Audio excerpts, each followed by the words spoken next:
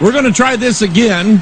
This really is the talk show hell hates. And the more you listen, the more you know why. This is not the first time that we have started a Pastor Mike Online live broadcast, and at that exact moment, computer shuts down, internet goes down, software crashes. This is not the first time this has happened.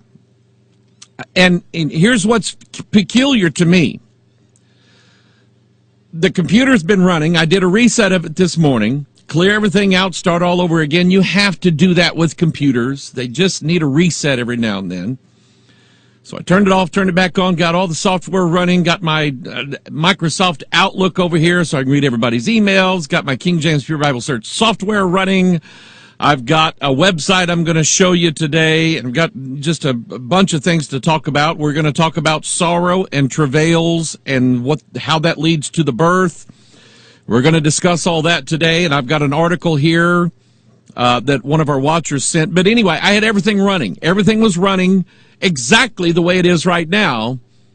Get ready to start talking from Area 52, and whammo. Computer goes completely dead. I wonder. I don't know. Anyway, this is the talk show hell hates. The more you listen, the more you know why. Here is the article that I was going to share with you today. I've got several here that are just blow my mind. This first one was sent in by one of our astute watchers. They actually mailed this in. They put it in an envelope. Can you believe people still do that? Put stuff in an envelope and walk outside to their box and shove it in there. Wow. This is like 20th century stuff. But the article, guy sent it to me and he said, you've got to look at this. Genetically modified cattle. Are you ready for this one? And as I'm reading this, I want you to think of at least 5 times in your King James Bible where God said, ye shall not lie with a beast, with your cattle. Men should not approach animals. Women should not lie down for animals. You don't have to tell me 5 times in the Bible not to do that. But apparently, somebody out there needs to hear it. And the reason why, number one, it's disgusting. Number 2, it is a violation of nature. Number 3, God said it's confusion. He doesn't want us mingling with all the little barn animals. And up until the 21st century, there has never been a species born on this earth that was part man, part cattle because of the violation of God's law until the 21st century. Now, there is a direct violation of both the letter of the law and the spirit of the law. God said the purpose of not doing that is it's confusion. He didn't even want the Israelites to throw mingled seed out into their fields. You should not sow your field with mingled seed, God said. In other words, don't put your tomato seeds and your okra seeds and your cucumber seeds and your yellow squash seeds and your radish seeds. Don't throw them all into a big pile, mix them up, and then scatter them out into your field. It's confusion. God said don't do that. He said don't wear linen and woolen coat. That's animal and vegetable material. Don't wear them on the same coat. Men don't wear a woman's dress. Women don't wear the attire of a man. Don't do that. And it's like, wait a minute. It's like God could see the future. And God knew that at some point man would want to intermix the species.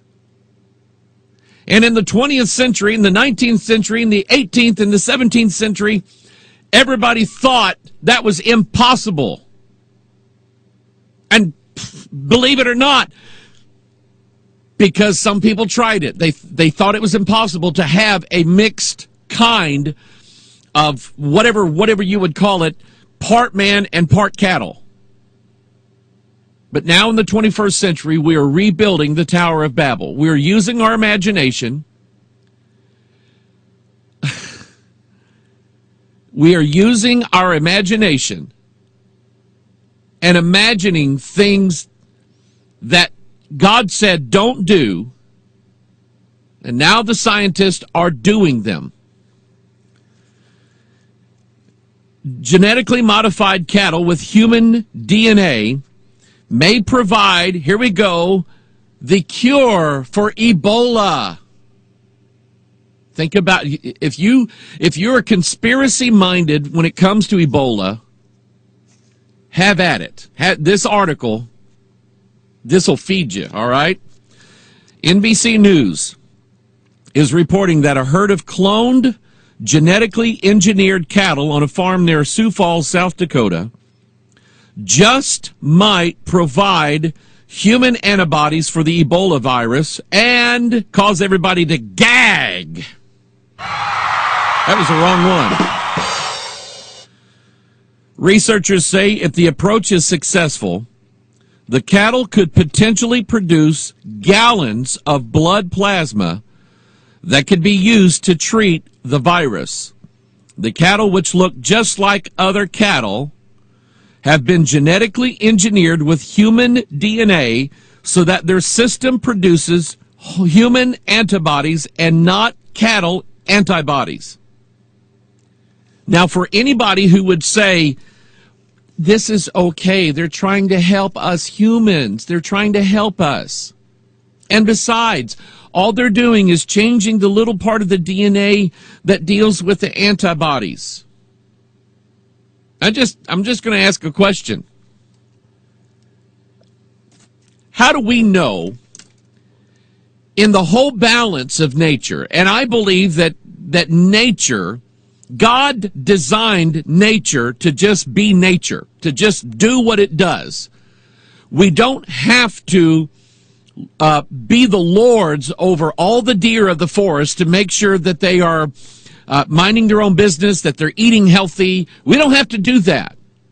We don't have to be in control of every species on the planet. All the grass, all the trees, all the flowers.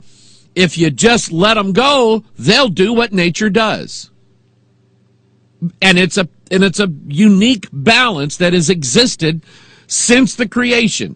But here we go. Now we're going to start messing with cattle. We're going to put human DNA in cattle. And we'll say, well, we're only changing this one little antibody. And now the cows look normal now. For cows, they look normal. You're not going to see any of them standing up on 2 feet, walking around, smoking a cigar. They're not that human. We just changed this one little thing. And I just asked the question, how do we know at one point are we going to tip the scales of the balance of nature and bring about a ruin on this planet? Go read Leviticus 26. Go read Deuteronomy 28.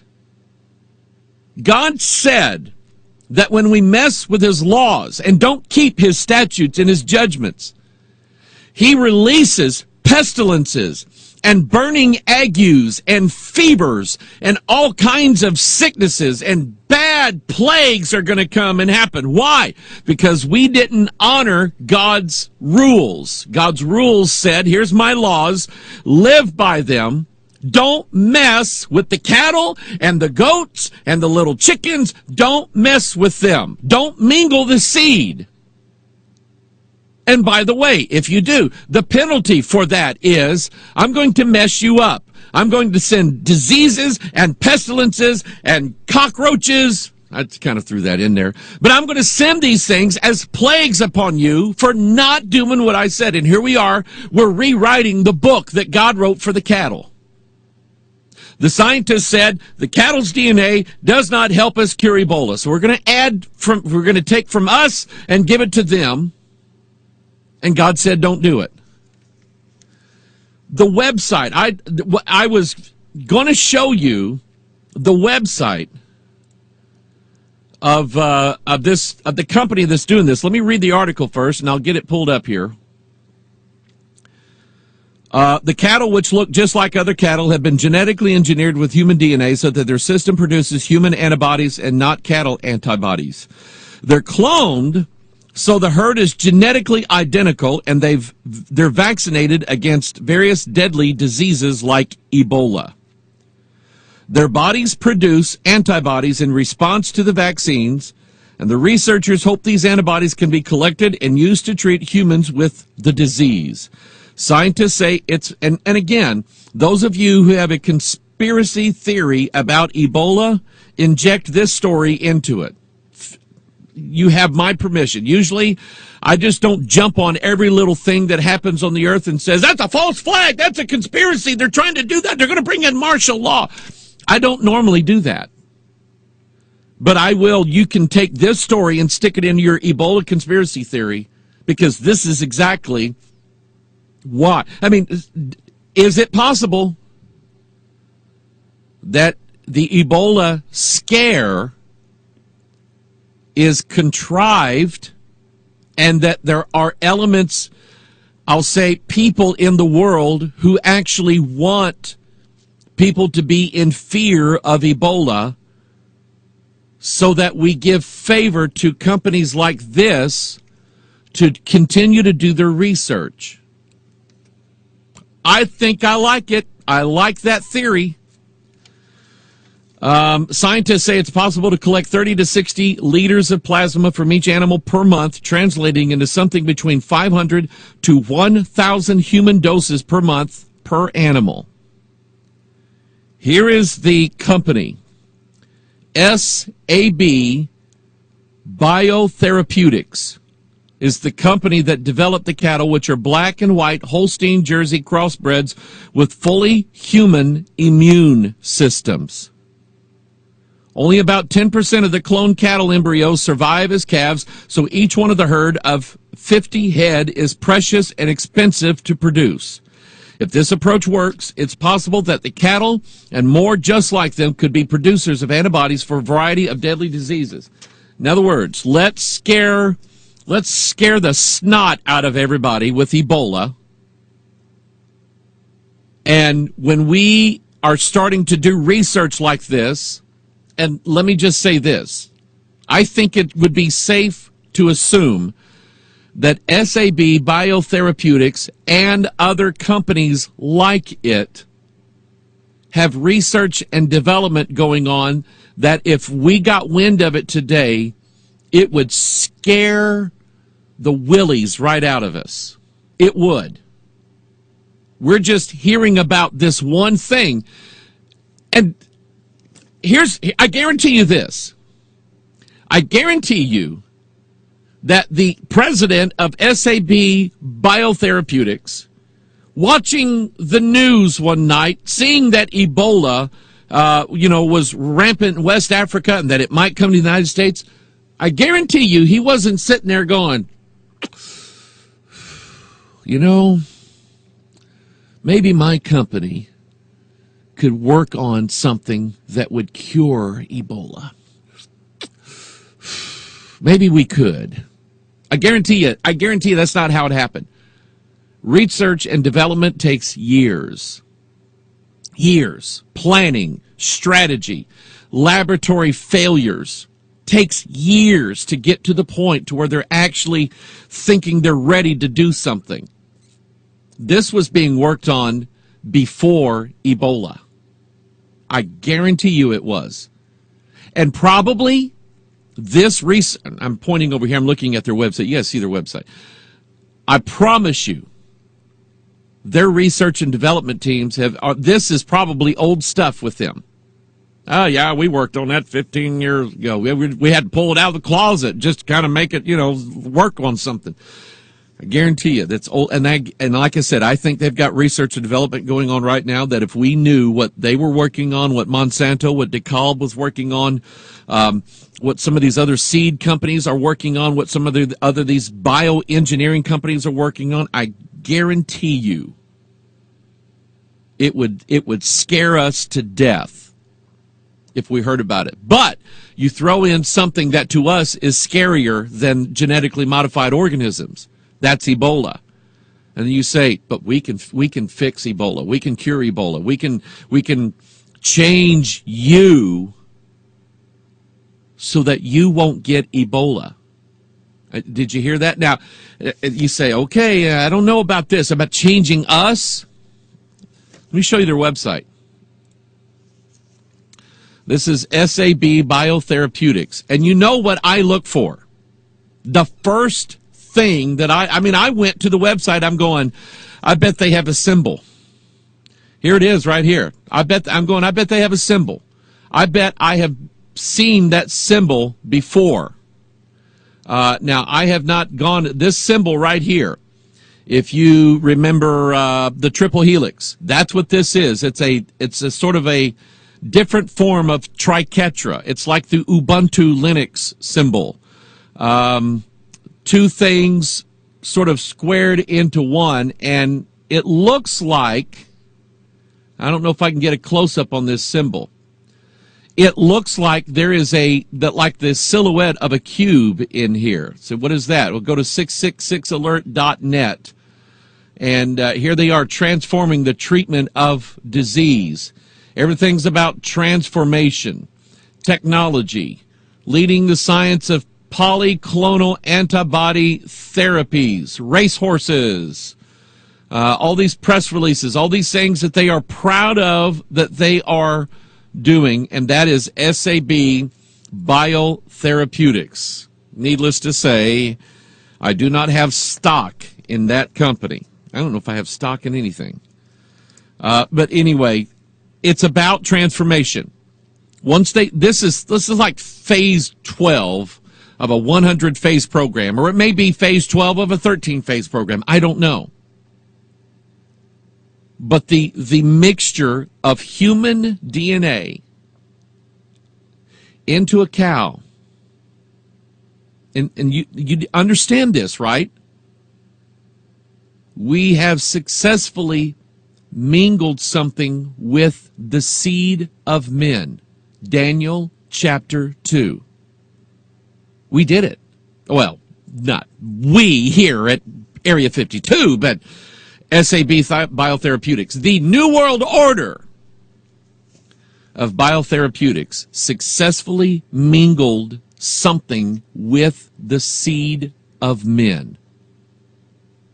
Think Dagon. Half human, half beast. A mixture of the two. And people think that I am insane or that I am some sort of false heresy teacher because I believe that angels mated with human women in Genesis 6 and after the flood, and a hybrid race was created. Where do you think this technology comes from? Where do you think it comes from? What inspiration do you think? 2, 3, 1, 2. I'm counting here. 1, 2, 3, 4, 5. This is a six-sided figure right here. 1, 2, 3, 4, 5, 6, and then there's another one. 1, 2, 3, 4, 5, 6. That's what that is. And think of the number 6. What does that do? We go back to Genesis chapter 6, and there were giants in the earth in those days, and also after that, when the sons of God came into the daughters of men and bare children unto them, the same became mighty men of old, men of renown. That's what the number 6 represents. That's why the beast number is the number of a man. It's the number of a beast and the number of a man. 666. This is why if you go to, let me pull this up here in case you haven't seen it. 666alert.net. I'll pull that up here. I'm busy a lot of times just putting stuff up on that website. And here it is. This is the latest thing that I put on there. You can click each one of these graphics, by the way, and pull them up, make them bigger if you want to, if you are not really seeing what I see here. But here's 3 6s right here. 666 right here. Let's go down. Here's another one. Here you go. 6, 6, and then 6 right here. Catalyst. You know what a catalyst is? It's an agent of change or transformation. It's like it only takes a spark to get a fire going. You remember that song? That's what a catalyst is. A catalyst is there's a bunch of gasoline laying on the ground, and all it needs is a catalyst to make it erupt into a full flame. Here's another one here, 666alert.net. And by the way, if you see anything that looks like this, 3 hexagons, or let's see here, here's another one on the bottom of tennis shoes right here. Take a look at it. These are the Supernatural Wave Prophecy 3 tennis shoes with hexagons all in them. Here is a video game, Splinter Cell. Notice the hexagons. There's 1, 2, 3. There's 666 right there. Old Spice. Dun, dun, dun, dun, dun, dun, dun, dun, dun, dun, dun, dun. There it is. 1, 2, l'etoile. Pardon my French. They're everywhere. I saw it on a shovel. Here's some sort of rock concert. It's up on the ceiling there. Maybe that's probably some kind of Christian band or something like that. Red Bull commercial. I mean, they'll flash this in maybe a second or two, but there it is right there. So anyway, if you see anything that looks like this, send it to PastorMikeOnline@gmail.com. And every Tuesday and Thursday, I come in here and I kind of do a quick search through the emails of Pastor Mike Online to see if you sent me any graphics. But it's basically the idea, again, going back to the biotherapeutics page, I look for the symbols. The symbols reveal, I think, the spirit that's behind this. I think it's Mystery Babylon the Great, the mother of harlots and abominations of the earth. I think that's the spirit that's working right now to bring these things about. It is the prince of the power of the air, Ephesians 2. And I don't think for a minute that all the people at SAB Biotherapeutics were at the Bilderberg meeting last year. I don't think that they all go to the Bohemian Grove and receive their instructions by the evil patrons, the Illuminati, and then go out and do what they're told to do. I think there is a spirit that is working through all of this to bring this about. I think these spirits inspired scientists to go and learn how to mix humans and beasts together. They shall mingle themselves with the seed of men. I think that's the spirit that's going on here. And if it is, where are we in God's prophetic calendar? Where are we? I don't know. I do not know. But the days are drawing near, people. Here's another one. They're messing with DNA. This is from The Independent. Eternal life could be achieved by a procedure to lengthen chromosomes. Here's how it works. The key to eternal life. Think about it. Think about this. Think about the phrasing here, the language. The key to eternal life. Think of someplace in the Bible where it talks about a key that unlocks something.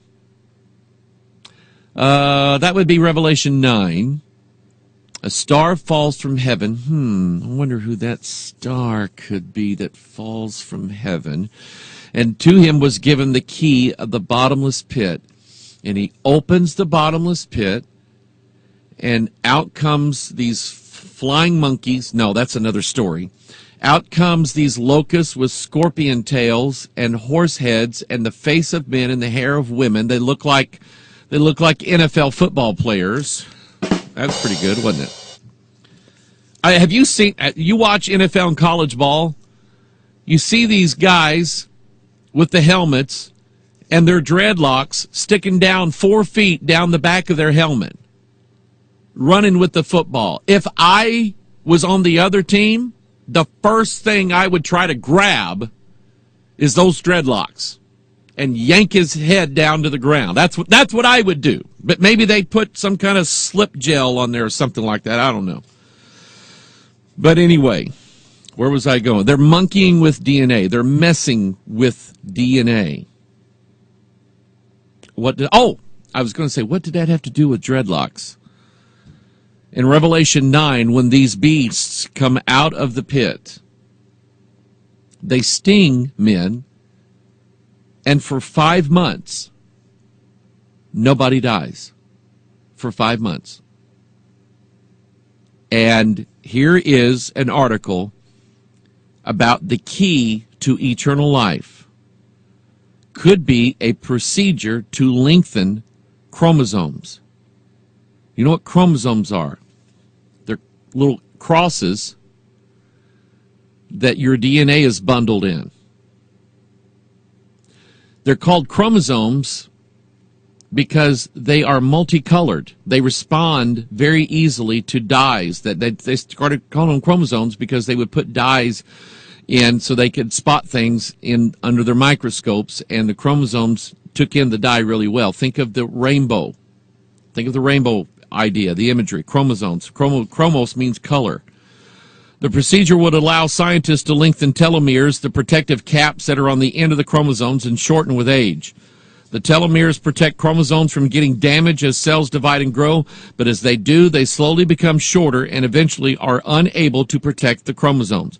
When that happens, they are liable to deteriorate, though thought to be a key part of the aging process. The new process allows scientists to lengthen the telomeres, effectively turning back the biological clock and making the chromosomes and the people that are made out of them younger. It's like the fountain of youth here they're talking about. They're talking about making people live without dying. Now, there are 2 ways that you personally can escape death. Number 1, and live forever. Number 1, fall at the feet of the cross and call upon Jesus to be your Savior and ask God to be born again. God will do it. That's the one way.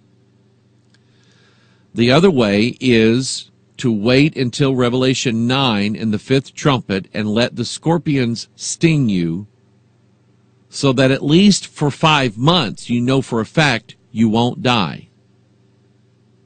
That's the 2 ways. But the thing is, during those 5 months, the people who have been stung and are not dying, they want to die. The stings have hurt them, and they want to die, but they can't die. For 5 months, that's going to happen. I think there's a reason behind that. Now, I may get into that a little bit later today. Here is Barack Insane Obama.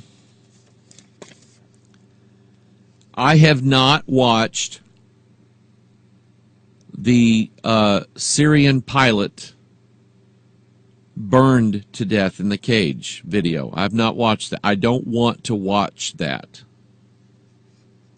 Anybody that is honest, they can come up with 100 other ways to die than to be burned to death.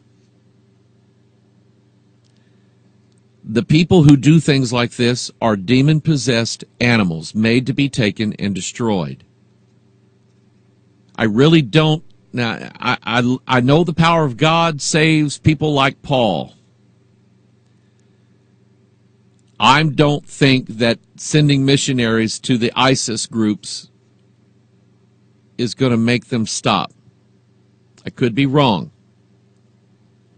but that wouldn't be my first thing that I would do if I was in charge of it all. These people are horrendous in their deeds. They are past thinking as human beings. They have no natural affection. They are truce breakers. They are everything that the Bible says we would be seeing in the last days. It's one thing to execute someone with a bullet or whatever because they committed some crime against the state or whatever. But this was meant to antagonize and to shock people all over the world, and it did. I don't know where this is going as far as the ISIS. They just ratchet it up a notch. Every time they do something, they take it a little farther, and they make more people angry with them. It's like these people want somebody to come over and blow them up. Because now they have Syria against them. They have Japan. Japan, who basically, since World War II, Japan's just stayed out of everybody's business and concentrated on making money. Now the Prime Minister of Japan is coming out saying, we're gonna get them back for this. We're not going to let this one go. Because they murdered 2 Japanese men. And the people of Japan are outraged, and they're going, we have to do something about this. We cannot let these people keep doing what they're doing. France is ticked off. Japan is angry. Syria is upset. Nations around the world are calling on action to be taken against the Islamist terrorist. And they're looking to the most powerful nation in the world, the United States of America, to see what we're going to do. And our president and our commander-in-chief had this to say at the National Prayer Breakfast, which he normally does not attend. But apparently, he felt obligated to attend this one, if for no other reason than to further inflame everybody in the world except the Islamist terrorist. Did you hear what he said?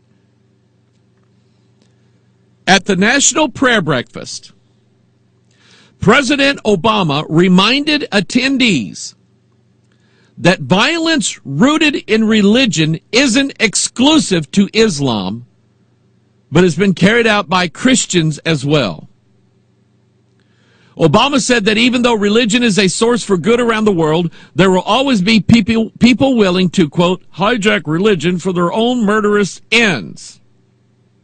Unless we get on our high horse and think this is unique to some other place, remember that during the Crusades and the Inquisition, people committed terrible deeds in the name of Christ, Obama said. In our home country, slavery and Jim Crow too often was justified in the name of Christ. He couldn't keep his mouth shut on that, could he? He had to bring that up. Now, let me tell you something. I have never owned a slave in my life and never would. I was born in Pine Bluff, Arkansas, the Deep South, cotton fields all around me. That's where I was born. My parents were born in Arkansas. My grandparents were born in Arkansas. It's deep-rooted, Southern pride or whatever you want to call it. But my grandparents never owned a slave. My parents never owned a slave, and I never owned a slave. Ever, never wanted to. What in the world is he thinking by trying to Here is some of the most cruel acts of violence and hatred being performed in our times. Not 400 years ago, not 700 years ago, not 100 years ago. In our times, right now, the people who are alive on this planet right now, of all the people in the world that are alive right now, the Islamist terrorists are the most corrupt, inhumane, savage group of people that exist anywhere in the world in our time.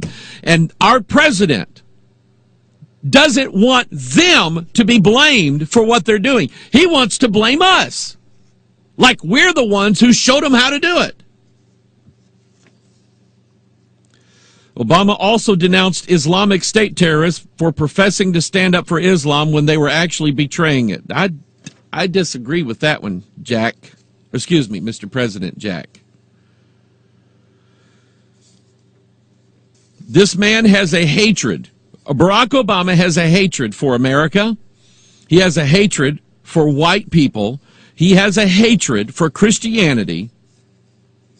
And he embraces the peaceful, passive religion of Islam. And I don't know that if he were, I'm not so sure that in 2016, if he went down and filled out the papers to run for president again, which we know would be unconstitutional, I'm not so sure he would lose. I don't know.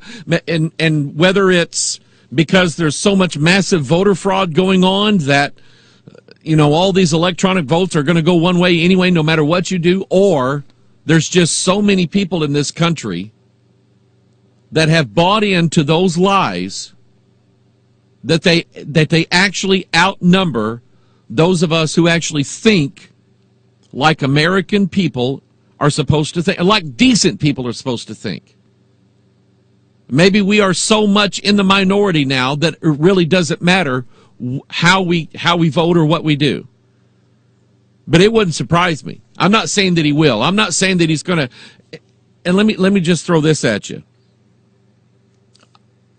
During the Clinton administration, everybody had it figured that Clinton was going to bring martial law to America before his second term ran out to give him the excuse to keep running as president and stay in power. It never happened. Everybody said the same thing about George Bush, and now they're saying the same thing about Barack Obama. I don't see that. Maybe I'm wrong, but it's just been run out there so many times, and the people who do it think, well, if I just keep saying it over and over, eventually, 112 years from now, it'll work. But I will say, it wouldn't surprise me if Barack Obama fills out papers again, making himself a candidate for president, and he actually was voted in. It wouldn't surprise me at all with the way things are going in this country. This brings up an important question.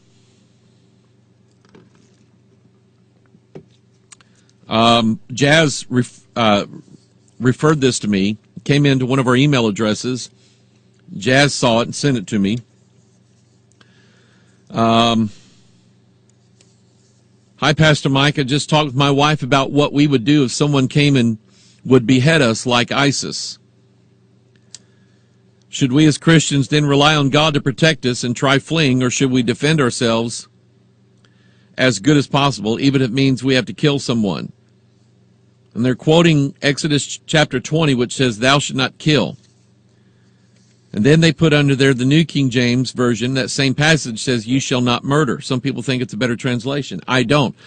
And I'll tell you this, and I'm not going to give the names here because I don't have permission. They sent it to one of our different email addresses, so I don't have, but I'll say it's Bill and Linda, okay? Bill and Linda, and if you're listening, you know it's you, all right?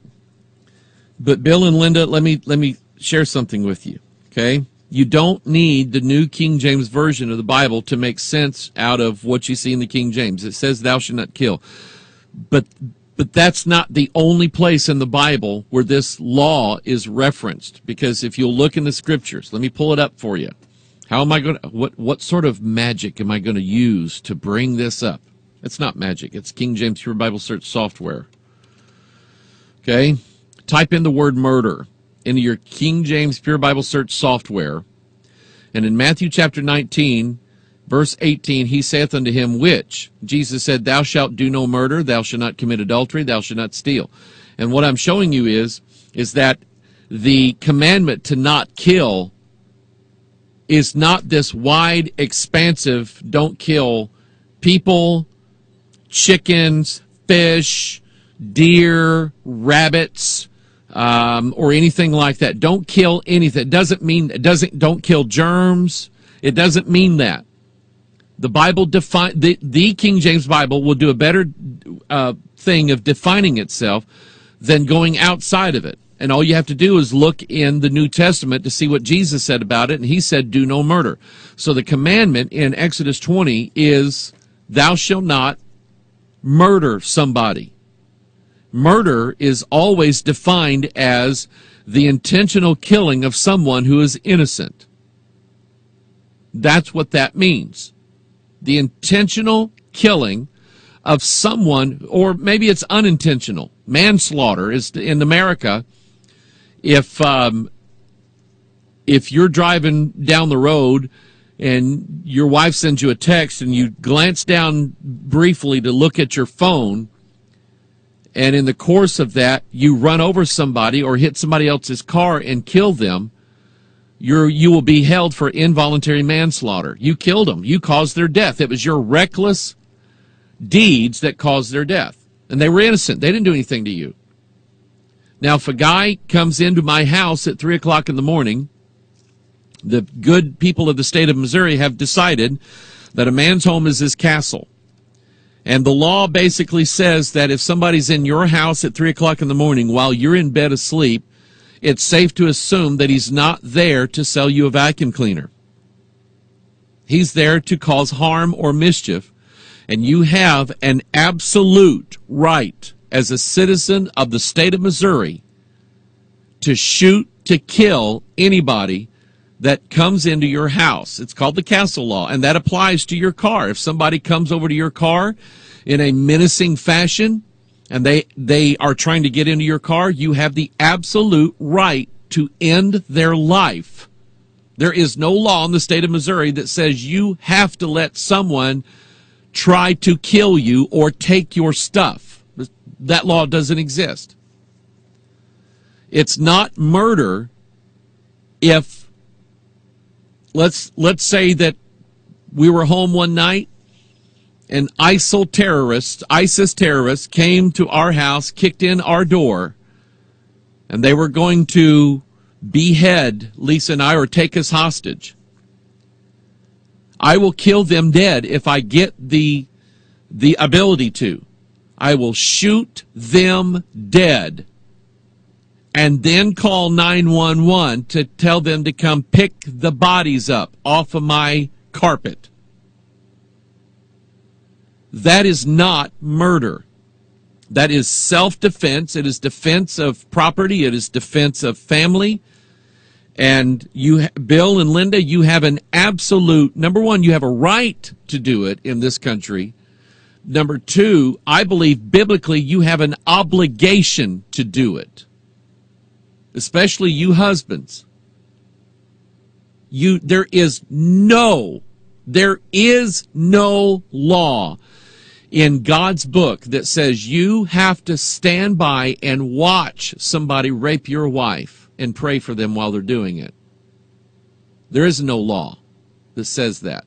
Not in man's laws, not in God's laws. It is your responsibility to protect your family, men. Kill them. Shoot them dead. You say, well, we could witness to them. I guarantee you somebody may have already done it, and they rejected it. That's why they're there at your house. They had their chance. I really believe that. They had their chance. He says the book of Ecclesiastes tells us there's a time to kill and a time to heal. It's exactly right. There's a time to hate and a time to declare war. If I believe that my country is under direct threat from Islamic ideologies and Islamic terrorism, I believe that my country is under threat of attack. And when I talk about my country, I mean, I love everybody from Minnesota and North Dakota, but I don't live there. I live in Missouri. That's my country. And I want to hand my country down to my children and to my grandchildren and their posterity. I don't think that I'm obligated to just let the enemy come in and take over. I don't think so. Now, let me throw this at you.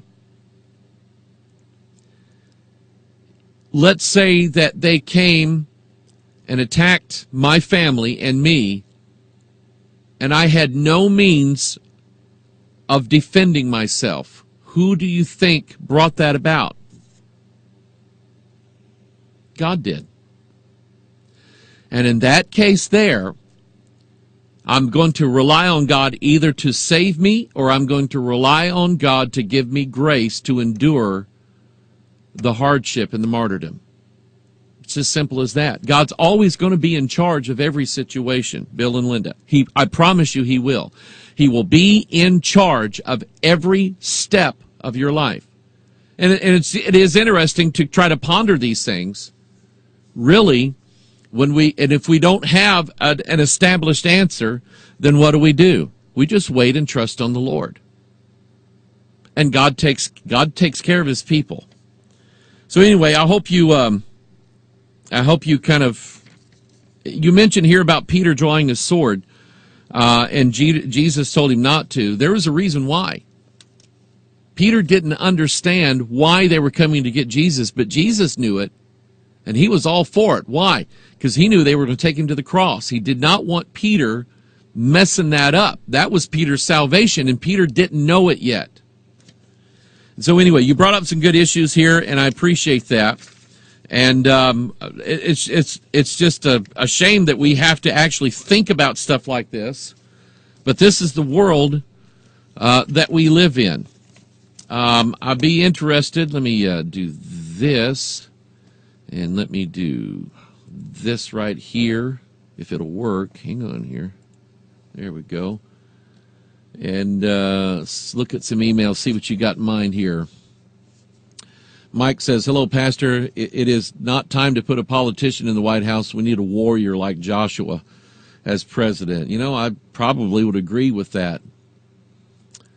Shannon likes it that I'm an Arkansas man. Well, I didn't say I was an Arkansas man. I was born there. We left Arkansas probably when I was about 4 years old, and I've lived in Jefferson County, Missouri, for the last 44 years. Okay, I kind of see myself more as a Missouri man than an Arkansas man, but I get what you're saying. I was born there, so I get it. Okay.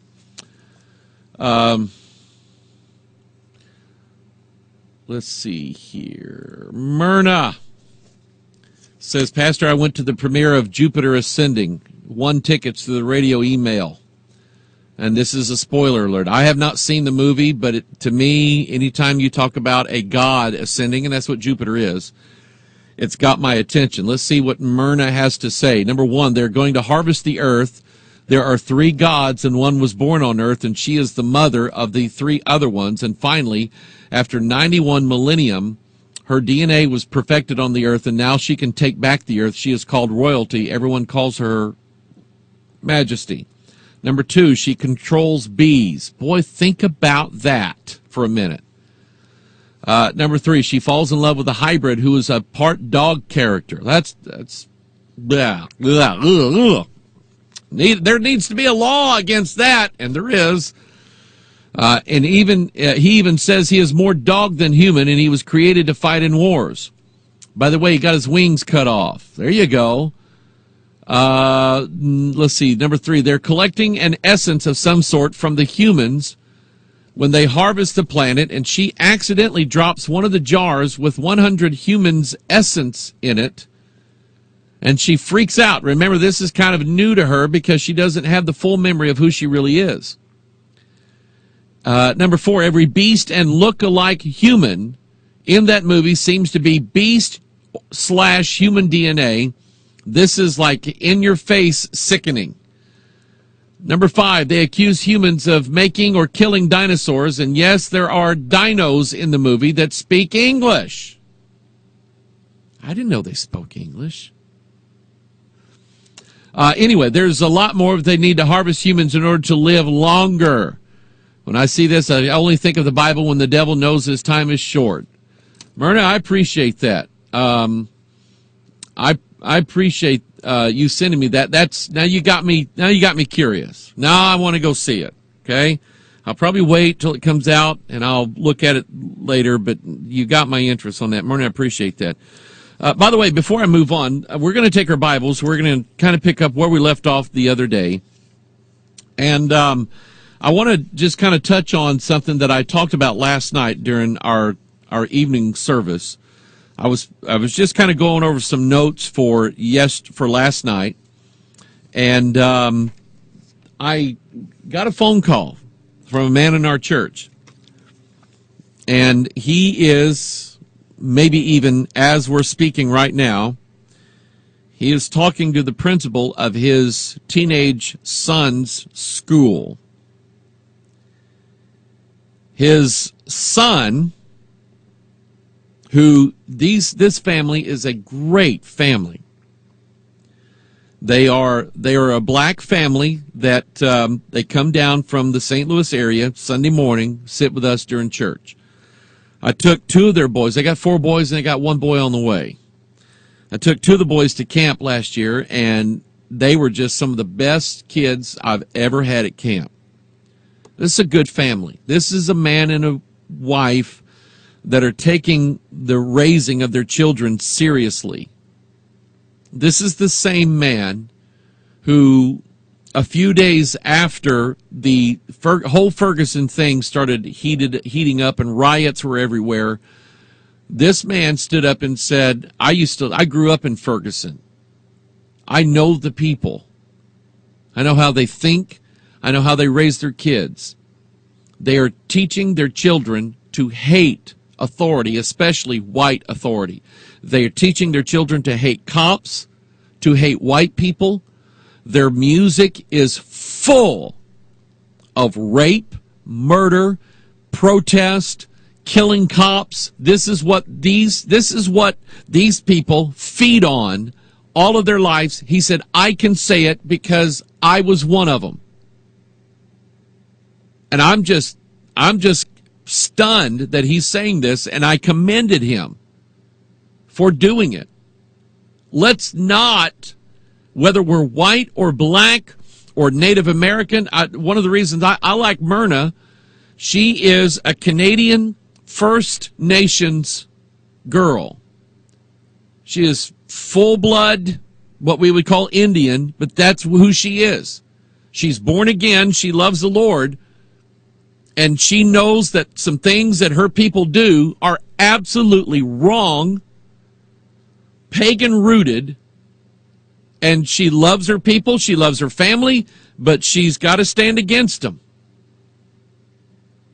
And for anybody to do that in the midst of their own people, I see you as being like Ezekiel. God didn't send Ezekiel to the Babylonians or to some other nation. He sent him to his own people, and he said, Ezekiel, that it's not like you don't know these people. You do.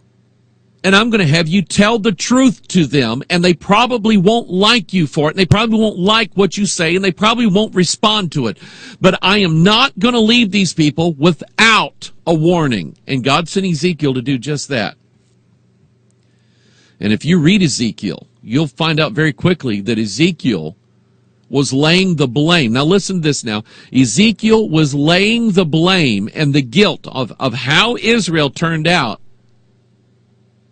The guilt was upon the prophets and the priests, the religious figures. And isn't that so in the black community, in the Hispanic community, in the Native American or First Nations community, and in the white community? The guilt is to be laid at the pulpits, not the politicians.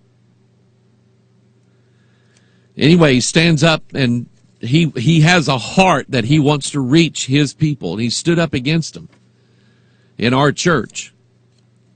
And his son, his 14-year-old son, was in a class. You know, kids in public school now, they don't read, write, and arithmetic anymore. They're all about exploring things. And I don't know what class it was, but the teacher opened the classroom up, and had each student interview another student like they were interviewing somebody famous, like a, football star or a politician or a movie star or something like that. They were supposed to just interview them, and the teacher actually opened up any limitations on this by saying, make it spicy if you want to. So their son is interviewing this young lady. He asks her, what is your favorite TV show? And she said, SpongeBob SquarePants. And he said, do you know SpongeBob is a homosexual? That teacher got up, yanked him out of that classroom, drug him out in the hall, and said, I'm giving you a 0 on this. How dare you? You're getting a 0 on this. I'm going to write a report and send it to the office on you. This is not going to be good for you. And the dad, Edward, called me yesterday afternoon. He said, Pastor, he said, I think I know what I want to do, but he said, I'm just going to check with my pastor. And I said, buddy, however far you want to pursue this, we're with you as a church. We're going to be right there with you. And I said, it may be in order to clear your son's name, you've got to get a lawyer. And I said, we'll be there with you.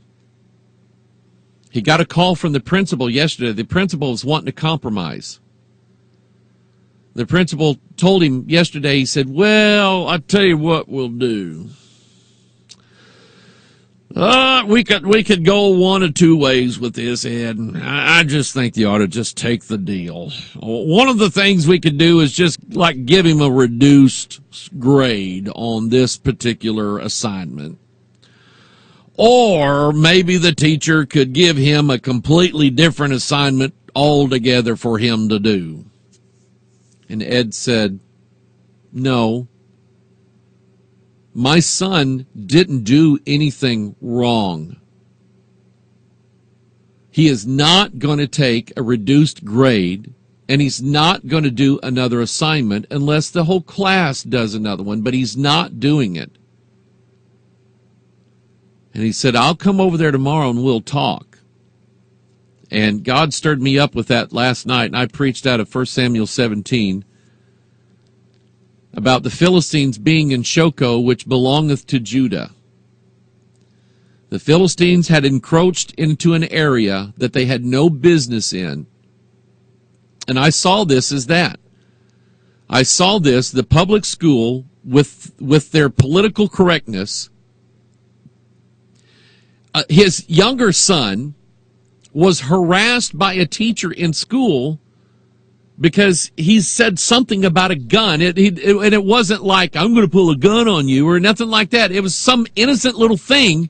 And his teacher harassed him, pulled him to the side and said, we can't talk like that here. Listen, those are Philistines that are encroaching in a territory that they do not belong in. And that is the morals that we raise our children on. It's nobody else's business how we raise our children and what guidelines we give our children and what we tell our children what's right and wrong. It's nobody else's business. But the government schools, they want everybody to be weak and politically correct, and you just do what you're told or we'll scare you.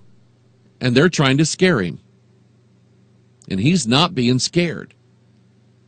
So I told him, I said, I'm going to have you let me know that I can talk about this, and I'll talk about it, and I'll have everybody praying for you. You pray for him right now. I haven't heard. Let's see if I got a text from him. No, I don't see anything from him. He told me he'd let me know how it's going, and if anything comes in during broadcast, I'll go right to it. Matthew chapter 24. We left off. Actually, it's one of my favorite parts in the Bible. In Matthew 24, Jesus is talking about nation shall rise against nation and kingdom against kingdom, and there shall be famines and pestilences and earthquakes in diverse places. And then he said in verse 8, all of these are the beginning of sorrows. And then the very next verse, in verse 9, he says, then shall they deliver you up to be afflicted, and shall kill you, and ye shall be hated of all nations for my name's sake. And then shall many be offended, and shall betray one another, and shall hate one another. And many false prophets shall rise, and shall deceive many. And because iniquity shall abound, the love of many shall wax cold. Are you kidding me? Are you serious? That you think this won't happen until you're gone? It's happening now. What do you think ISIS is all about? ISIS, I believe, is raising up in these days because iniquity is abounding in these days. The love of many shall wax cold. ISIS and Islamics, terrorists and extremists and whoever they are, they have no love for humanity, for humankind, for their fellow man. No love whatsoever. They think nothing of capturing this guy, putting him into a cage like an animal, soaking him with gasoline, lighting it, and then standing there, filming it, showing it on a big screen to thousands of people live, while this man burns to death and screams in agony. And they're going, stinking infidel. That's happening right now. And verse 13 says, but he that shall endure unto the end, the same shall be saved. And I have a suspicion. And again, somebody called me yesterday, and they were asking me about, they had their problems with the pre-trib rapture thing and so on. And they were, I told them, I said, I'm not really out to go after anybody on their idea about the rapture and when it takes place. I'm not trying to make enemies here. I have friends in the ministry, good friends, men that I love, men that I trust, men that if I was going through something, I could probably call some of these men and say, man, I need you to counsel me, I need you to pray with me, I need help here. And they would do it just like that. And they believe in a pre-tribulation rapture. That doesn't make you a bad person. It doesn't make you an enemy. Now I'm going to say this. If you have done the scriptural study and you are convinced this is how it's going to be, then praise the Lord. Hallelujah. I don't want to be your enemy, and I don't want you being mine. I don't think you are. Now, there are people out there who just mouth what somebody else says. I think that's irresponsible. I think before you personally say something, you should be in this Bible making sure that it's right. And somebody told me that, talking to a lady yesterday, and she's just very grieved in her spirit, and she said, my dad is one of these that anybody that disagrees with his tribulation theory is a heretic, and he's pre-trib. And she said he goes off teaching this stuff and doesn't even use the Bible.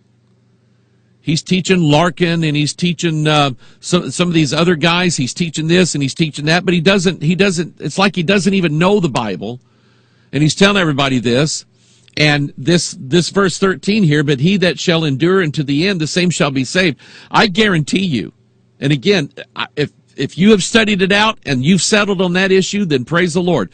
But I guarantee you, there are people out there who will take in and accept as gospel truth the pre-tribulational rapture idea simply because they don't think Christians should endure. And she told me her dad said, I believe so much in eternal security, I couldn't go to hell even if I wanted to go to hell.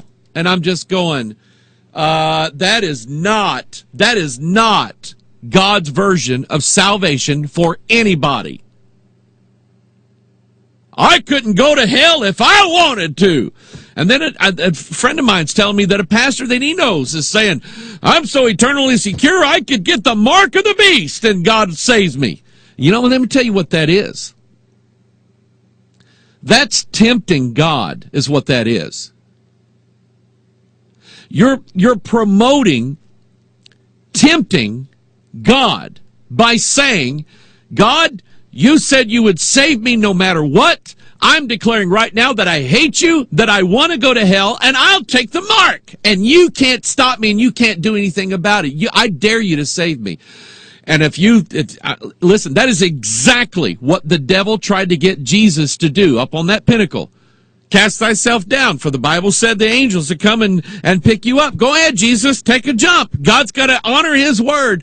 And Jesus said, it is written, thou shalt not tempt the Lord thy God. And listen, I love people. I love God's people. I love people who study the King James Bible, and they've studied it, and they've reasoned between them and the Holy Spirit, and they say, this is what I see. But if you're one of those out there who reject it simply because he that endured to the end the same shall be saved, and you say, well, I'm so eternally secure, I can take the mark of the beast. If I wanted to go to hell, I couldn't. Bless God. You're tempting God. And you've decided that you're going to make God save you no matter what you do. That is a wicked heart.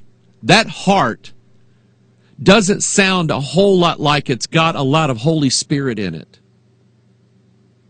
You know how you recognize how a person's heart's got Holy Spirit in it? Bible verses just come shooting out of their mouth. Humility, humbleness toward God, not arrogance about salvation and about doctrine.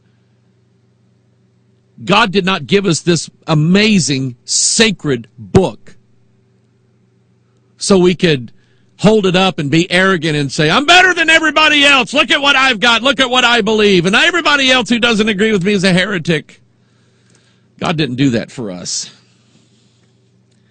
He gave us this book to lead us and to guide us as we walk through this path of life in areas that we are unsure about. That's why God gave us this book. And I may next week, I don't know, I may deal with this whole endurance issue. Because I believe, and I've said this before, I believe that true born-again Christians, sealed by the Holy Spirit of God, endure. I believe they do. I believe that they do not fall away in time of temptation. That's what I believe. I believe they are the seed sown on good ground that produces the fruit and shows forth the fruit of righteousness, just like Jesus said in John chapter 15. He that abideth in me and my words abide in him, the same shall bring forth much fruit. Speaking of bringing things forth, he talked about these are the beginning of sorrows. We were looking at sorrow and travail in the scriptures and how they're related. I absolutely think they are. Travail and sorrows. And so when a woman, in John chapter 16, a woman is in sorrow until, while she's in travail, but when the man-child is born or the child is born, she's full of joy because a man has been brought into the world. And I think that is prophetic. I think the typology and the plain scriptures are teaching us that our translation from this world to the next has everything to do with the restoration of Israel. And the restoration of Israel is always seen in this, well, I won't say always seen in the scriptures, but you can see it all throughout the Bible that the restoration of Israel in the last days has a lot to do with a child being born. It did at the first coming, didn't it? It had everything to do with a child being born. And I think that there is that same imagery being borne out. Remember what Paul said about us. He said, until Christ be formed in you.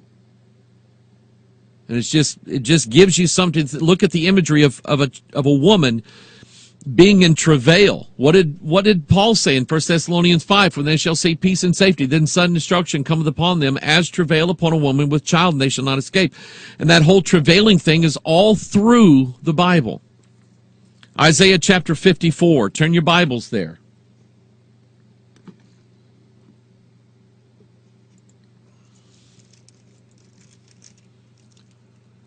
I'm just kind of glancing emails here.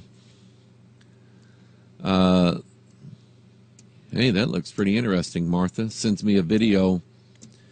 Personhood beyond the human. Dun, dun, dun. Anyway, Isaiah chapter 54, sing, O barren, thou that didst not bear.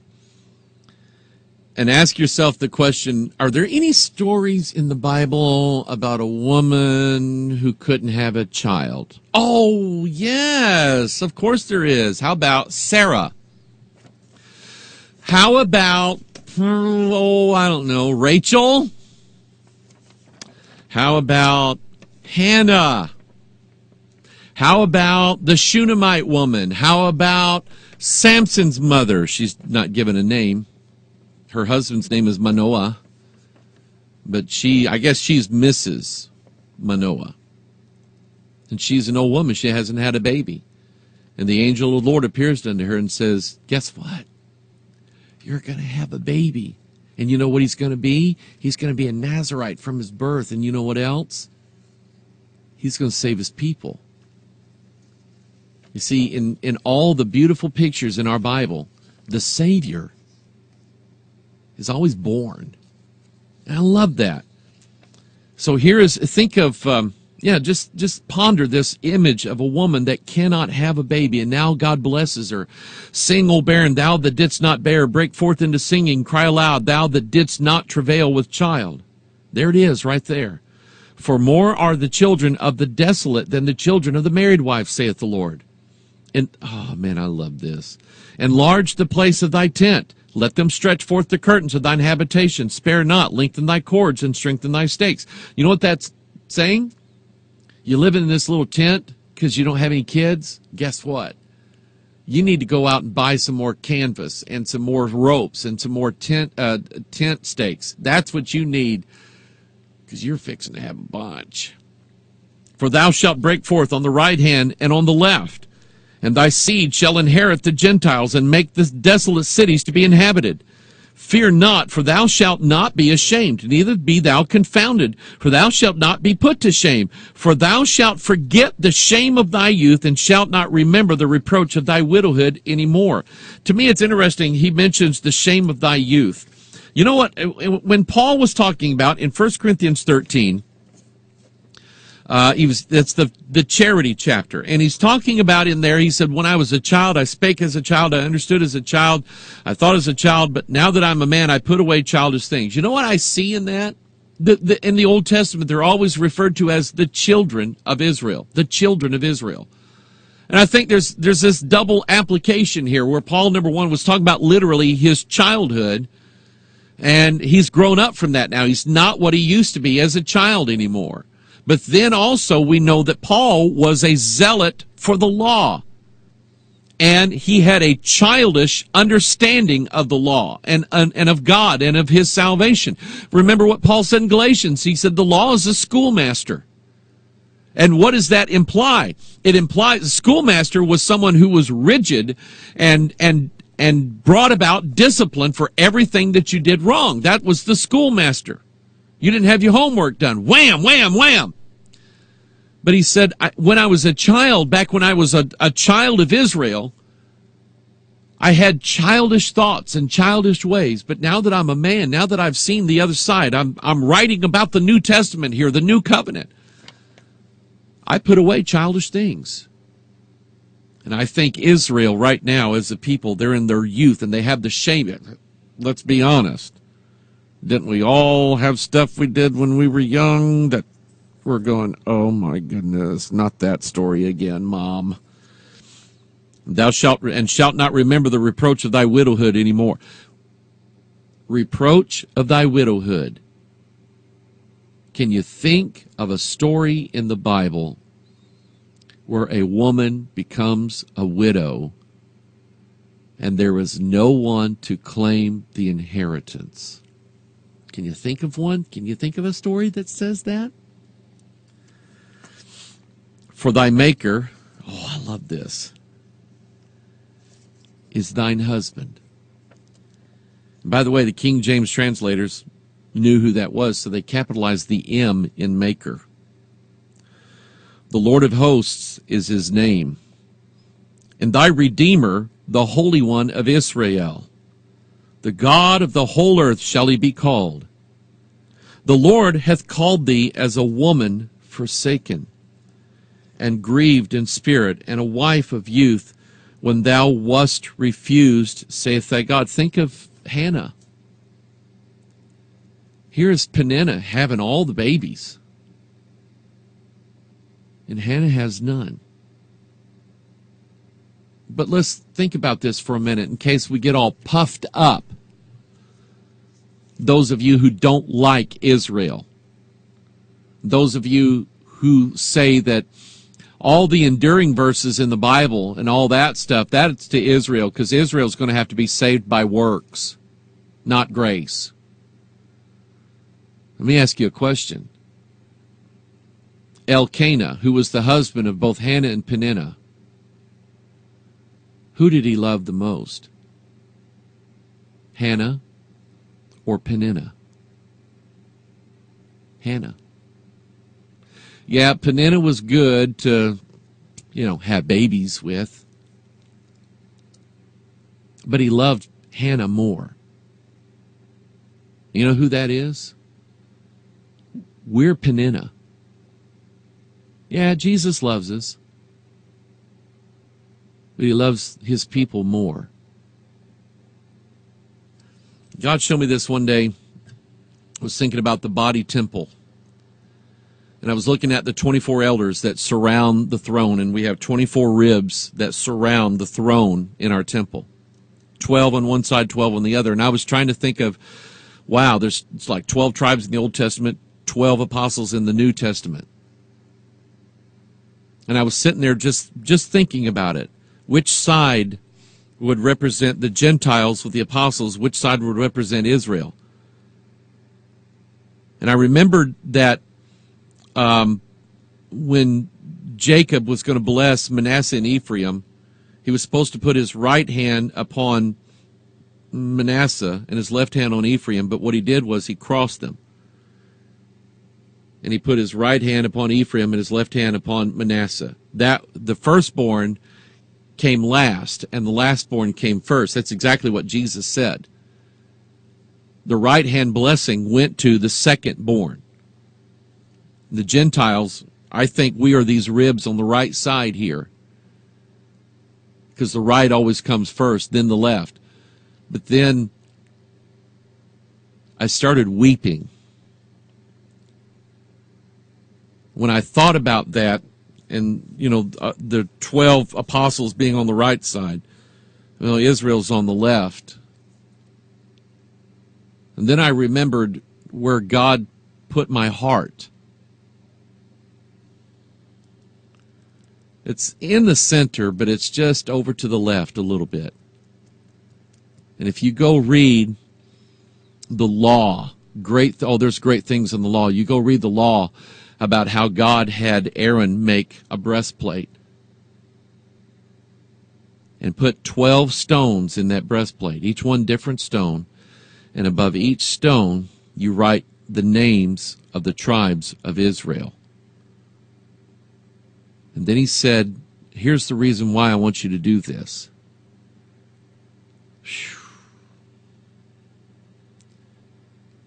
When you go into the tabernacle with the blood of sprinkling on the Day of Atonement, and you're going to have the sins of your peoples forgiven, when you go in to do that service, you go in with that breastplate so that the names of the people of Israel would be on your heart as you go in and do that. And tears ran down my face when I recognized that. He loves us. There's no doubt. But he loves Israel more. And I can accept that. I can accept that. I'm fine with it. That's his own people. My son-in-law is in Kenya right now with my daughter. They're trying to do some things there with the radio station. Possibility we might have another radio station ready to go. You know why he goes over there? He loves his people. And I can't take that away from him and shouldn't take that away from him. The first time I went to Kenya, I went into the slums of Kibera, and I preached there. And later on that day, my son-in-law looked at me and he said, "Thank you." I said, "For what?" He said, "For doing that. Thank you for doing that." You love your own people, don't you? Myrna loves her people. Michael loves his people. Ed loves his people. And I love my people. And Jesus, he loves the wife of youth that was refused. And he said, verse 7, "For a small moment have I forsaken thee, but with great mercies will I gather thee. If you keep the law and endure unto the end and have works for your salvation, not grace." That's not what it says there. Verse 8, "In a little wrath I hid my face from thee for a moment, but with everlasting kindness." You know what that looks like to me? Eternal life. How long did God say that his kindness would last to his own people? Forever.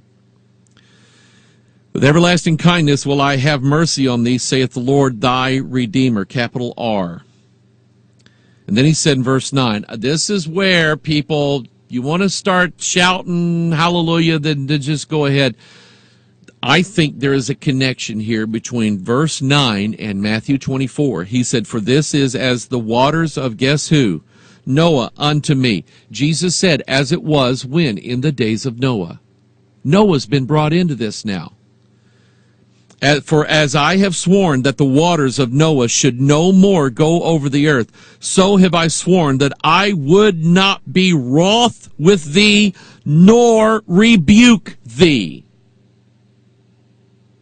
Tell me where the works salvation is in this passage. And it's to a people that have not travailed yet, but they're going to.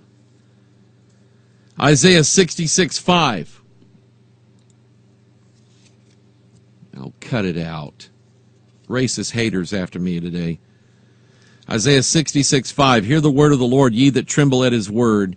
Your brethren that hated you, that cast you out for my name's sake, said, Let the Lord be glorified. But he shall appear to your joy, and they shall be ashamed. A voice of noise from the city, a voice from the temple, a voice of the Lord that rendereth recompense to his enemies. Before she travailed, she brought forth. Before her pain came, she was delivered of a man-child. Who hath heard such a thing? Or who hath seen such things? Shall the earth be made to bring forth in one day?" Now, I'm going to say something here. Because I got an email Tuesday after the show from someone who said that I was nuts for associating the coming of the Antichrist with birthing of a child. Let me tell you where I'm coming from on this. The earth in the Bible, it's always rendered as a male or female. A male? No. A female. Yay! Okay. Female. Did you know that according to the scriptures, she has a womb? In Job chapter 38. The waters issued forth out of the earth as if out of a womb. When that water breaks forth from a woman who's in travail, do you know that water is seawater? It's the same salinity factor as seawater, ocean water. We literally, listen, we are literally born of water from our mother's womb. And it's ocean water. Where is the beast coming from in Revelation 13? He's coming out of the sea. And then look what it says here in verse 8. Who hath heard such a thing? Who hath seen such things? Shall the earth be made to bring forth in one day? Wow. Or shall a nation be born at once? For as soon, I like this now, as soon as Zion travailed, she brought forth her children. Shall I bring to the birth and not cause to bring forth, saith the Lord? Shall I cause to bring forth and shut the womb, saith thy God? Rejoice ye with Jerusalem and be glad with her. You know what I read last night?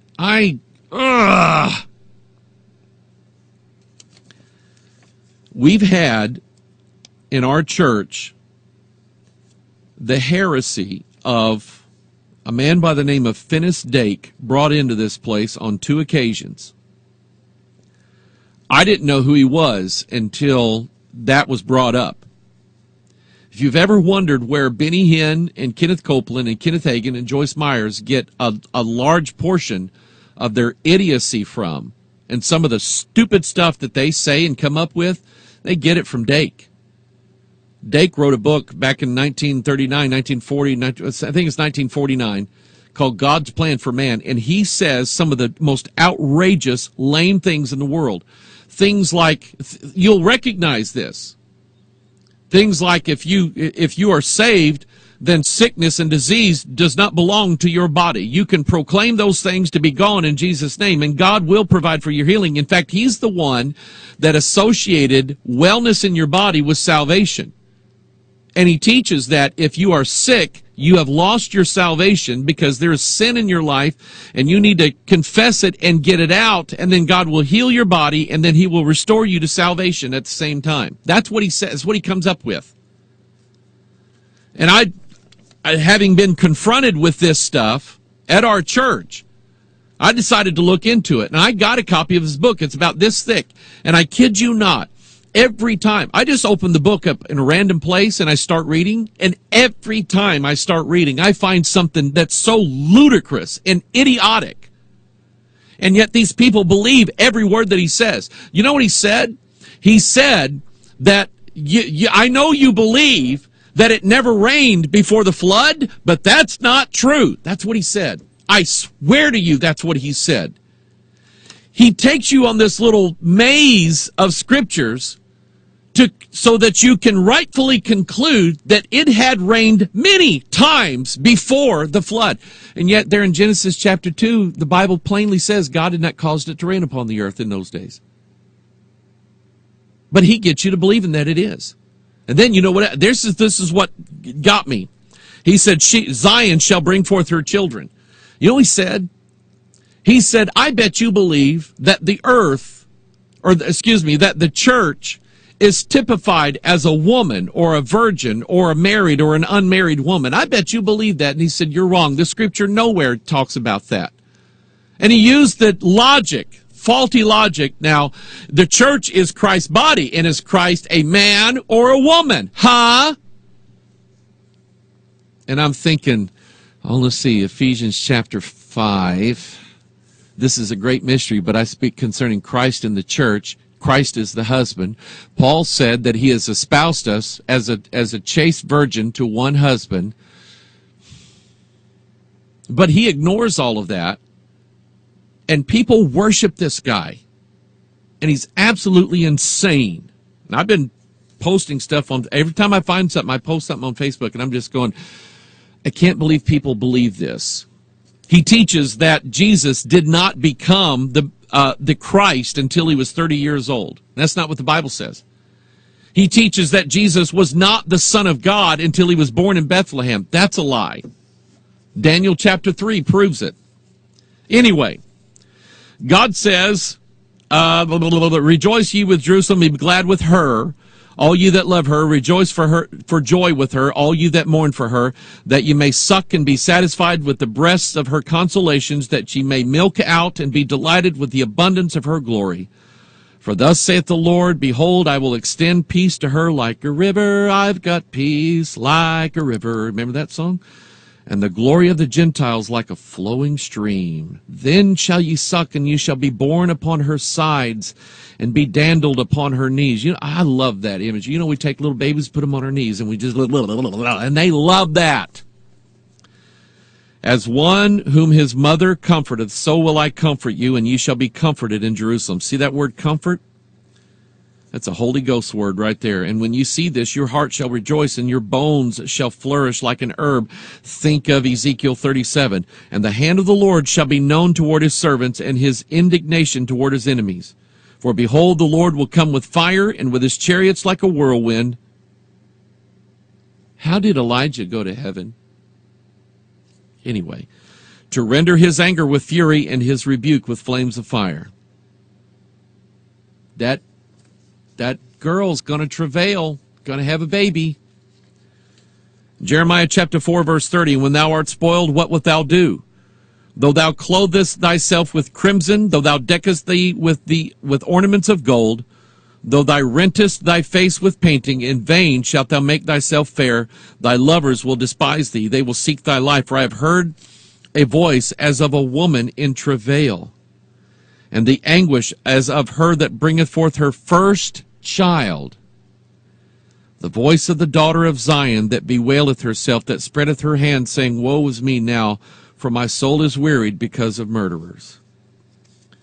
Jeremiah 6:24, we have heard the fame thereof, our hands wax feeble, anguish hath taken hold of us, and pain as of a woman in travail. You just put down 1 Thessalonians 5 right next to that. Jeremiah 13, verse 20, lift up your eyes and behold them that come from the north. Oh, look at it now. Jeremiah 13:20, where are they coming from? The north. What comes out of the north? That evil army. Joel's army comes out of the north. All through the book of Jeremiah, he's talking about a commotion's coming out of the north. Something, that evil, that cruel army is coming up out of the north. And this, look at what he says here. Lift up your eyes and behold them that come from the north. Where is the flock that was given thee, thy beautiful flock? What wilt thou say when he shall punish thee? For thou hast taught them to be captains, and as chief over thee. Shall not sorrows take thee as a woman in travail? And again, I think every one of these shed light on what Jesus was talking about in Matthew 24. The sorrows. These be the days of sorrows. And I think Jesus is saying, remember reading that in your Bible? That's what this is. These be the days of sorrow. Jeremiah chapter 30, verse 4. And these are the words that the Lord spake concerning Israel and concerning Judah. For thus saith the Lord, we have heard a voice of trembling and of fear and not of peace. Ask ye now and see whether a man doth travail with child. Look at that. Wherefore do I see every man with his hands on his loins as a woman in travail, and all faces are turned into paleness. And I'm not going to try to describe this too much, but guys, you kind of know what it feels like when you and you go, ah, okay? I would assume that that's what it feels like when a woman's giving birth. And you look at what he says, to see whether a man doth travail with child, wherefore do I see every man with his hands on his loins as a woman in travail, and all faces are turned into paleness. Yeah, been there, done that. Alas, for the day is great, so that none is like it. It is even the time, looky here. It's the time of Jacob's trouble. When? When the travailing hits. It's the time of Jacob's trouble, but he shall be saved out of it. Oh, look at that. Jacob is going to be saved. Saved by what? Law keeping? Works? No. Faith, grace, belief, trust. That's how they're going to be. That's how we were saved. That's how they are saved. Jacob is going to be saved out of it. For it shall come to pass in that day, saith the Lord of hosts, that I will break his yoke from off thy neck, and will burst thy bonds, and strangers shall no more serve themselves of him. You remember when Paul told us that blindness in part is happened unto Israel until when? Until the fullness of the Gentiles come in. Do you remember Jacob and Esau? Here again we have another story of the second-born son getting the firstborn son blessing. Did not Esau likewise receive a blessing? He did. You go look at it, he did. But when was that blessing going to be? When the yoke of thy brother is removed from thee. When his dominion is taken off thee. When he's not over your head anymore. That's when you'll get that blessing. You go study that. But he said there's going to come a day that I'm going to break his yoke from off thy neck and will burst thy bonds, and strangers shall no more serve themselves of him. But they shall serve the Lord their God and David their king, whom I will raise up unto them. Now I'm going to ask you a question. Do you believe that it's literally King David from 3,000 years ago that's going to sit on the throne? No. Who is it? Christ, who is also known as David. That's what it says in Ezekiel 37, that the two sticks are going to come together. The 10 tribes and Judah and Benjamin are going to be joined back together again, and David's going to be their king. Who is that David? That David is Christ. Jeremiah 31:8. Here's another one talking about the north country. Behold, I will bring them from the north country and gather them from the coast of the earth, and with them the blind and the lame and the woman with child and her that travaileth with child together. A great company shall return thither. They shall come with weeping, and with supplications will I lead them. I will cause them to walk by the rivers of waters in a straight way, wherein they shall not stumble. For I am a father to Israel, and Ephraim is my firstborn. Look at there. They're coming with the travail. They're gathered back together with travail. Hosea 13:1. Hosea 13 is an interesting place in the Bible. When Ephraim spake trembling, he exalted himself in Israel, but when he offended in Baal, he died. Boy, take that. Hey, preachers, preach that one. When you speak trembling, men of God, humbling yourselves, God will exalt you among your people. When you offend in Baal, you'll die. And now they sin more and more, and have made them molten images of their silver, and idols according to their own understanding, all of it the work of the craftsman. They say of them, let the men that sacrifice kiss the calves. Therefore they shall be as the morning cloud, and as the early dew that passeth away, as the chaff that is driven with the whirlwind out of the floor, and as the smoke out of the chimney. Verse 4, yet I am the Lord thy God from the land of Egypt, and thou shalt know no God but me, for there is no Savior beside me. Somebody say amen to that. Verse 5, and I did know thee in the wilderness, in the land of great drought. According to their pasture, so were they filled. They were filled, and their heart was exalted. Therefore have they forgotten me. Therefore, oh, look at this. Remember in Revelation 13 that John saw the beast, and he was like a lion and a leopard and a bear, and the dragon gave him his power and his seat and his great authority? Remember that? Look at here. Look at here. He said, let's see here. Verse 7, therefore I will be unto them as a lion. That's one. And then as a leopard, let's see, that's two. By the way will I observe them, and I will meet them as a bear. That's three. That is bereaved of her whelps, and I will rend the caul of their heart, and there will I devour them like a lion, and the wild beast shall tear them. Now, I may be wrong on this one. But God said that I will be unto them as a lion and a leopard and a bear. Well, that's the beast in Revelation 13. And I got it figured that just like the Jew right now thinks he's worshiping the God of his forefathers in the Old Testament, he's not. He's serving Baal and Ashtaroth. All you got to do is understand the two pillars that are in the Sephiroth, the Kabbalah tree of life. One of them represents the masculine, one represents the feminine, Shekinah. That's Baal and Ashtaroth. They're still worshiping Baal and Ashtaroth, but they're calling it Yahweh. I think the deception is going to be so great in this world that people, dare I say, even church members,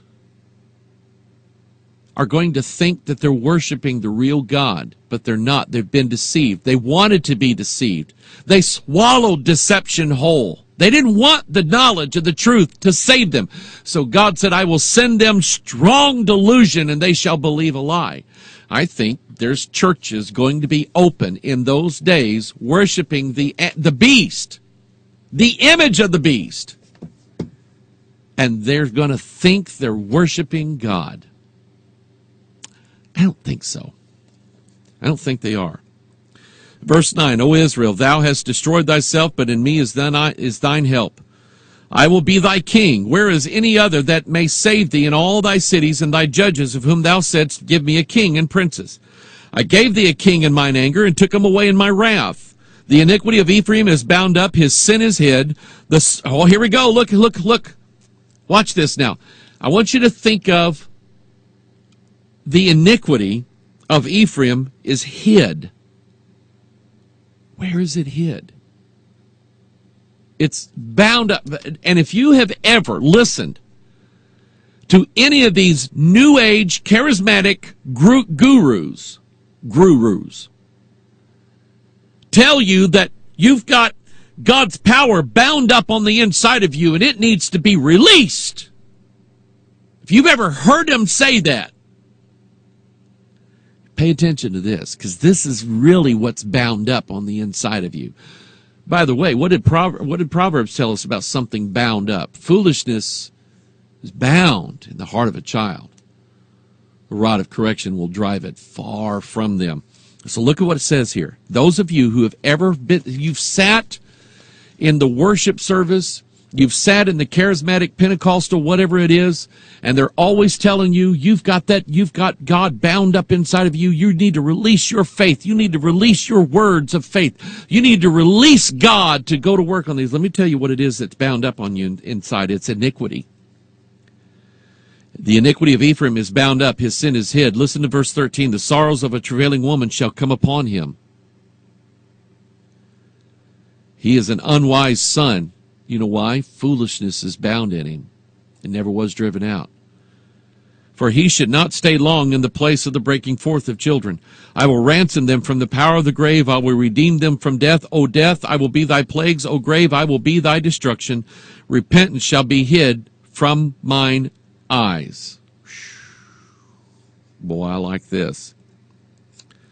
So the next time you're at the Praise Worship Center, Agape Faith Love House worship store, next time you're there and they're telling you about the thing that's bound up on the inside of you that you need to release, just say, no, he needs to stay down in there, locked up. Because I've let him out before and I don't like it. And we're not talking about God either. God's not bound, people. He's not bound inside of you, powerless to do anything unless you release him with your words of faith. That's ridiculous to think that, to have people say that to you. The real thing that is bound up on the inside of you is what Paul said in Romans 7, no good thing. By the way, I landed on something the other day. I don't know if I mentioned it or not. You remember in Matthew 23, when Jesus was talking to the Pharisees and the scribes, and he said, you scribes, Pharisees, hypocrites, and he's blasting them. He said, you're like whited sepulchres, and inward you're full of dead men's bones. You remember that? And he said, you'll cross sea and land. Here I am right here at Matthew 23, and not even looking at it so I can read it to you right. What is wrong with me? Matthew 23. Let me read you what he says here. Now I'm going to read this verse, and I'm going to show you a doctrine that Kenneth Copeland teaches. he said, where is it that he talked about you compass land and sea? Some of you are trying to shout to me where it is, and I can't hear you. But anyway, he talked about how you was going to make them twofold more a child of hell than where they are. Where is that? I know it's in Matthew 23 somewhere. Maybe I'm wrong. Yeah, make a long prayer. Okay, yeah, verse 15. Some of you are going, I told you it's verse 15. You didn't listen to me. Woe unto you, scribes, Pharisees, hypocrites, for you compass sea and land to make one proselyte, and when he is made, you make him twofold more the child of hell than yourselves. A child of hell. Versus what Paul said in Galatians 5, a child of Jerusalem which is above, which is free, which is the mother of us all. Now watch this. Take this idea of a child of hell. And I'm going to show you that the Jesus that Kenneth Copeland believes in is not the same Jesus that you and I believe in. And I'm going to show you that the Jesus that Kenneth Copeland teaches and believes in is none other than the Antichrist himself. Copeland's doctrine is that Jesus when he died on the cross, that he went to the lower parts of the earth. I agree with that part. That's what Jesus said was going to happen. I believe that Jesus went down there to preach to spirits in prison. That's what the Bible says, and that's what I believe. The typology of that is in Genesis 40. You have Joseph preaching in prison. He's prophesying in prison to the baker and the butler. But then Copeland takes it like this.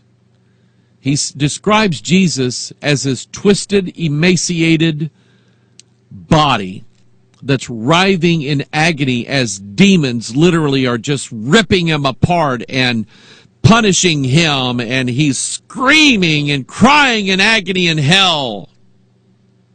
The Bible never says a word about that. That was made up by Copeland.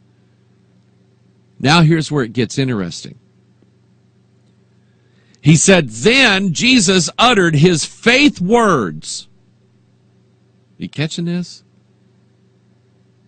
And God sent his resurrection power all the way down to the pits of hell.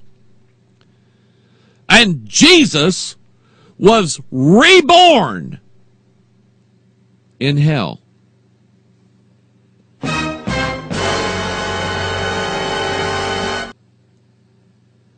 Kenneth Copeland teaches that Jesus was born again in hell. If you're not going, oh, that's the Antichrist.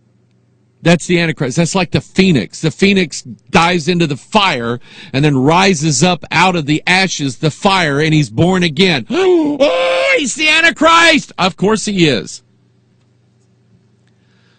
The Jesus that Kenneth Copeland preaches is none other than the beast, 666, the Antichrist, the man of sin, the son of perdition, the Assyrian.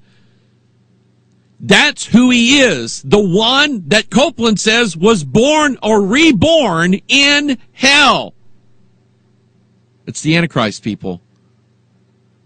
That spirit that is in that charismatic witchcraft of which Hagen, Copeland, Joyce Myers, Jesse Duplantis, Finis Dake, who is the grandfather of all this garbage, the Jesus that they teach is none other than the Antichrist, the one who was born again in hell. Man, oh man, oh man, oh man. Let me get to this here. Let's go to the New Testament. Look at travail, because it's past 2:00. I'm waiting for my music to start. I've got a little timer. I don't know if you know that or not. I don't hit a button to make the music start. I've got a 2-hour timer built in to Wirecast here, and in 2 hours the music comes on. That tells me when to shut up, Mike. Let's look at the New Testament on this birthing issue, this woman having a baby issue. Romans 8:22. For we know that the whole creation groaneth and travaileth in pain together until now. The travailing and the groaning and that's all leading up to the birth. Galatians 4:19. My little children, of whom I travail in birth again until Christ be formed where? In you. It's like the church is, it's like the teaching on the new man and the inner man that I did last Wednesday night. You got to go watch this thing, because it dawned on me. You know, Paul talks about the old man. That which is old is decaying and waxing away, and it's ready to be done away with. That old man, that old person. But we have a new man on the inside of us. And I'm always asking God, show me a picture of this. What does this look like in the Bible? And then it hit me, Sarah. Sarah was an old woman. She had, her body was waxing and decaying right out from underneath her, and she was ready to vanish away. But what did she have on the inside of her? The new man. The inner man. Christ. Who do you and I have inside of us right now, as if we were Sarah, the woman, the church? Who do we have inside of us right now? We have Christ being formed in us right now, the new man. And that's the man that doesn't sin. Why? Because he was born of God. Not of things of this earth, like my flesh is. He was born of God. Whew, man, I like this. Galatians 4:25. For this Agar is Mount Sinai in Arabia, and answereth to Jerusalem, which is now is, and is in bondage with her children. But Jerusalem, which is above, is free, which is the mother of us all. I read that one day, and I'm going, why didn't anybody tell me I had a mother? I have a mother. My spirit mother is heavenly Jerusalem. Now think of the opposite of that. Babylon is a mother too, isn't she? But she's not a mother of righteousness. She's a mother of harlots. She also is going to travail in birth. What is she going to bring forth? Dun, dun, dun. Anyway, for it is written, verse 27, he's quoting Isaiah 54, Rejoice, thou barren that bearest not. Break forth and cry, thou that travailest not. For the desolate hath many more children than she which hath an husband. Now we, brethren, as Isaac was, are the children of promise. But as then he that was born after the flesh persecuted him that was born after the Spirit, even so it is now. Nevertheless, what saith the Scripture? Cast out the bondwoman and her son, for the son of the bondwoman shall not be heir with the son of the free woman. So then, brethren, we are not children of the bondwoman, but of the free. Now, just kind of think about this. Take these two women, one from heaven, one of the earth. Jerusalem above. You can even say Jerusalem below, because Jerusalem below is that great city spiritually called Sodom in Egypt. You can take it and look at it that way. These two women have a son, don't they? One of them is the child of corruption, the child of hell, born of this earth, earthy, red, like sin. This one's born from heaven, Jerusalem which is above. Think about that. Two babies being born. Just like Jacob and Esau. Esau was what color? Red. And he had hair on him so much that when Jacob wrapped beast hide and fur around his arm, his dad thought it was Esau. Esau represents what? beast. Am I taking this too far? I don't know. Just it's interesting to think about the types and the shadows that God gives us in the scriptures. Ponder these things. Are these just metaphors that really have no meaning whatsoever, and God's not going to do anything that even looks like that? Or is God giving us spiritual eyes to see how it really is? That's the question you have to ask. 1 Thessalonians 5:1, but of the times and seasons, brethren, ye have no need that I write unto you, for yourselves know perfectly that the day of the Lord so cometh as a thief in the night. For when they shall say peace and safety, then sudden destruction cometh upon them as travail upon a woman with child, and they shall not escape. But ye, brethren, are not in darkness, that that day should overtake you as a thief. Now, I want to say this and make myself very clear. You have never heard Mike Hoggard try to predict the day and the hour, or even the year for that matter, and you never will. But according to the scriptures, is it something that, although it is not known now, is it something that is knowable? Is it something that is knowable? John 16, 2 Kings chapter 2, Genesis chapter 7, 1 Thessalonians chapter 5. The whole thing about Christ coming as a thief in the night is to those who are asleep and drunken in the night, and they won't know when the thief comes. But we are children of light. Ye, brethren, are not in darkness, that that day should overtake you as a thief. You are all children of light, and the children of the day, and we are not of the night nor of the darkness. Therefore let us not sleep, as do others, but let us watch and be sober. For they that sleep, sleep in the night, and they that be drunken are drunken in the night. But let us who are of the day be sober, putting on the breastplate of faith and love, and for an helmet the hope of salvation. For God hath not appointed us to wrath, but to obtain salvation by our Lord Jesus Christ. I'm still not done with this, but I'm going to have to excuse. I'm waiting for my music, and I don't even know if I have it turned on. When I had to reset everything, I think it should be. I think I'll wait a little bit till the music comes on. Is that all right with everybody? And if you want to get up and go mow the grass or something like that, you'd be my guest, all right? But then notice, here's what I want to do this. Ruth chapter 4.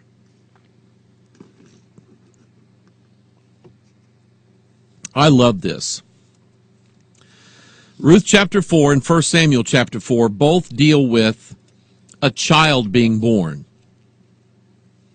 and a woman giving birth to a baby. In Ruth, that baby is the Savior of Naomi. In 1 Samuel 4, that child represents the glory that has departed. In Ruth chapter 4, verse 13, look at what happened. Ruth, remember, I love this now. You're going to like this. You write this down. Ruth is the Gentile bride of the Redeemer. There it is. Ruth is the Gentile bride of the Redeemer, who has the baby formed in her, so that when she travails and that child is born, it's the restorer of life to Naomi. You go read Ruth 4 and 1 Samuel 4 and look at those babies that are being born. That's your homework assignment for the weekend, all right? It's good to be with you today. I love just going through the Word of God, whether you agree with everything I said or not. I'm at least going to provoke some thought on your part, all right? That's really all I wanted. You go to the Bible yourself and you look it up and you make up your own mind based upon what you see in the Scriptures, all right? I love you. I do. You're good people. God bless you. And we will see you some other time. I got to hit all my buttons now. I got to hit that button and this button. And when I hit this button, you won't see me ever.